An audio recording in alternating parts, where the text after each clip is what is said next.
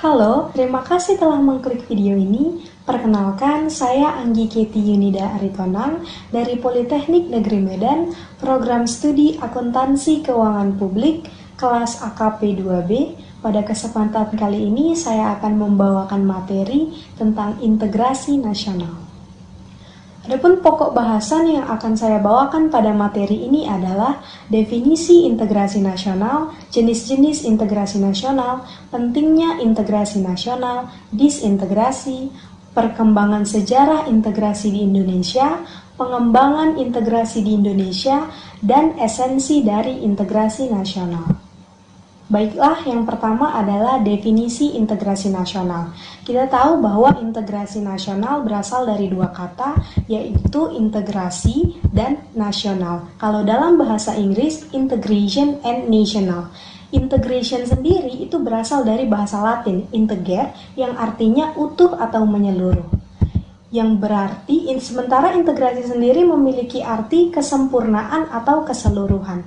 Jadi dari arti etimologisnya itu bisa ditarik kesimpulan bahwa integrasi adalah pembauran hingga menjadi kesatuan yang utuh atau bulat. Sementara nasional itu berarti bangsa sebagai bentuk persekutuan dari orang-orang yang memiliki latar belakang yang berbeda dalam suatu wilayah dan di bawah satu kekuasaan politik. Dapat kita simpulkan bahwa integrasi nasional merupakan proses mempersatukan bagian-bagian, unsur, atau elemen yang terpisah dari masyarakat menjadi kesatuan yang lebih bulat sehingga menjadi satu nation atau bangsa. Yang kedua adalah jenis-jenis integrasi nasional. Jenis-jenis integrasi mencangkup yang pertama integrasi bangsa, yang kedua integrasi wilayah, yang ketiga integrasi nilai, yang keempat integrasi elit massa, dan yang kelima integrasi tingkah laku atau perilaku integratif. Kita bahas yang pertama, yaitu integrasi bangsa. Integrasi bangsa menunjuk pada proses penyatuan berbagai kelompok budaya dan sosial dalam satu kesatuan wilayah dan dalam suatu pembentukan identitas nasional. Contohnya adalah kelompok budaya yang beragam bersatu. Yang kedua adalah integrasi wilayah. Integrasi wilayah menunjuk pada masalah pembentukan wewenang kekuasaan nasional pusat di atas unit-unit sosial yang lebih kecil yang beranggotakan kelompok-kelompok sosial budaya masyarakat tertentu. Contohnya adalah integrasi wilayah dapat menyatukan wilayah negara.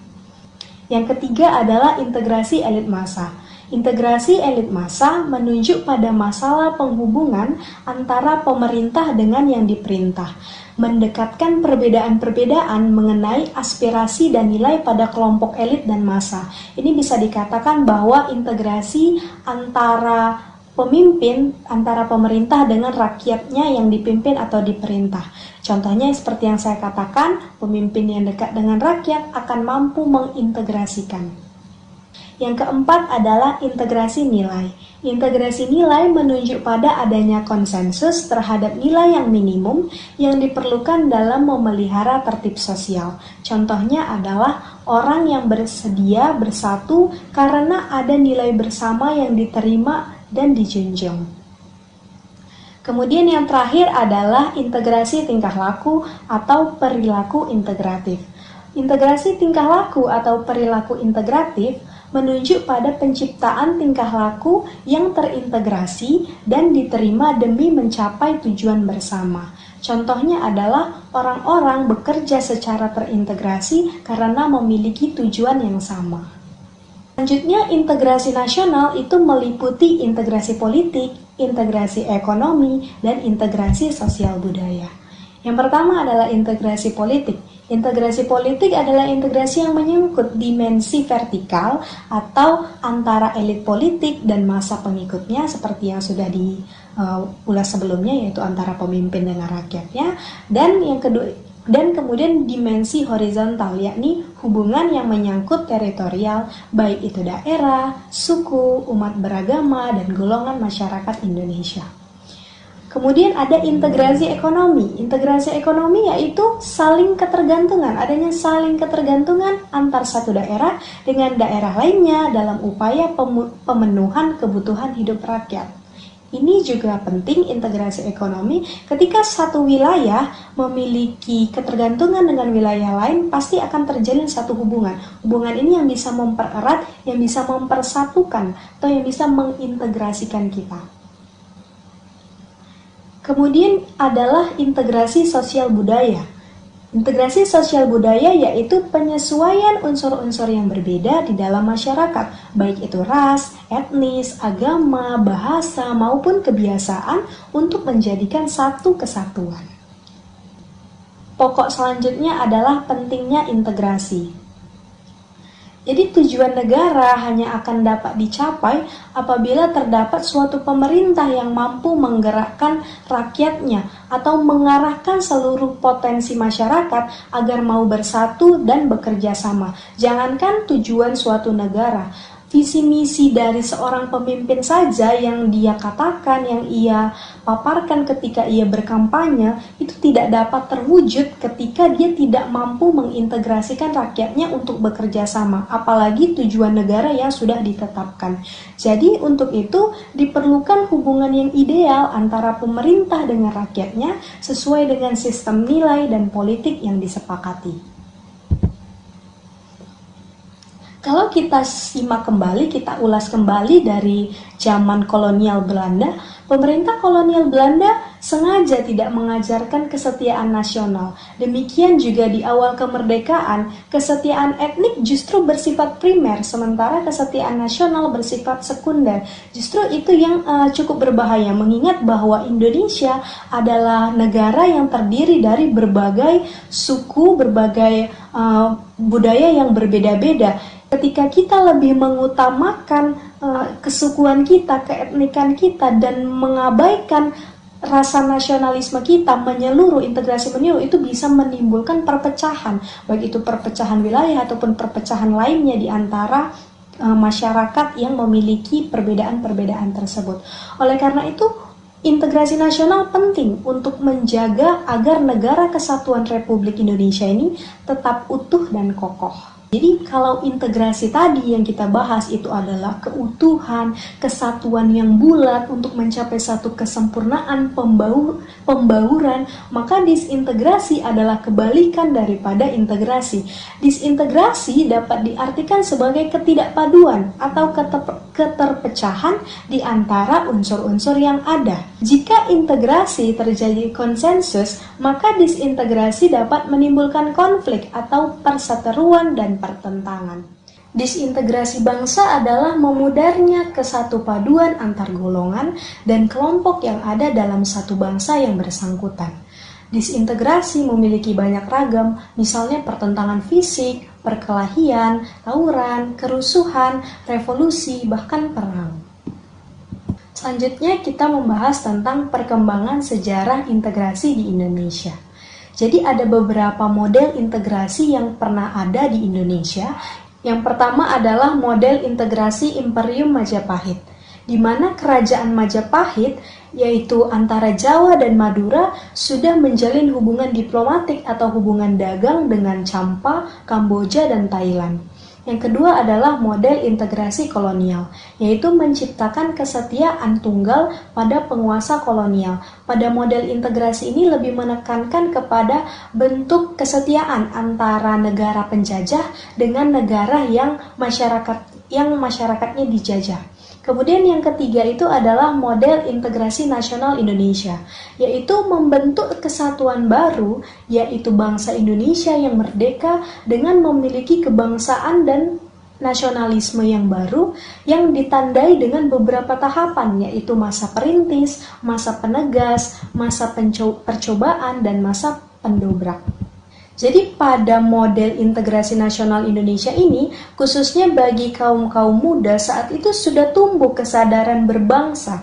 Oleh karena itu ada tahapan-tahapan yang dilalui. Yang seperti sudah dikatakan tadi, saya coba jelaskan. Yang pertama adalah masa perintis. Masa perintis adalah masa dimulai dirintisnya semangat kebangsaan melalui pembentukan organisasi-organisasi pergerakan. Masa ini ditandai dengan munculnya pergerakan Budi Utomo pada tanggal 20 Mei 1908. Kelahiran Budi Utomo ini yang kita peringati sekarang sebagai Hari Kebangkitan Nasional. Yang kedua adalah masa penegas. Masa penegas adalah masa mulai ditegaskannya semangat kebangsaan pada diri bangsa Indonesia yang ditandai dengan peristiwa Sumpah Pemuda pada tanggal 28 Oktober 1928. Dengan Sumpah Pemuda, masyarakat Indonesia yang beraneka ragam tersebut menyatakan diri sebagai suatu bangsa yang memiliki satu tanah air, satu bangsa, dan satu bahasa persatuan, yaitu bahasa Indonesia. Yang ketiga adalah masa percobaan. Bangsa Indonesia melalui organisasi pergerakan mencoba meminta kemerdekaan dari Belanda. Organisasi-organisasi pergerakan yang tergabung dalam GAPI atau Gabungan Politik Indonesia tahun 1938 mengusulkan Indonesia berparlemen. Namun perjuangan menuntut Indonesia merdeka tersebut belum berhasil. Yang keempat adalah masa pendobrak. Pada masa ini, semangat dan gerakan kebangsaan Indonesia telah berhasil mendobrak belenggu penjajahan dan menghasilkan kemerdekaan. Kemerdekaan bangsa Indonesia diproklamirkan pada tanggal 17 Agustus 1945 di Jakarta. Sejak saat itu, bangsa Indonesia menjadi bangsa yang merdeka, bebas, dan sederajat dengan bangsa lain. Selanjutnya adalah pengembangan integrasi di Indonesia. Jadi ada 5 pendekatan atau cara bagaimana para pemimpin politik mengembangkan integrasi bangsa.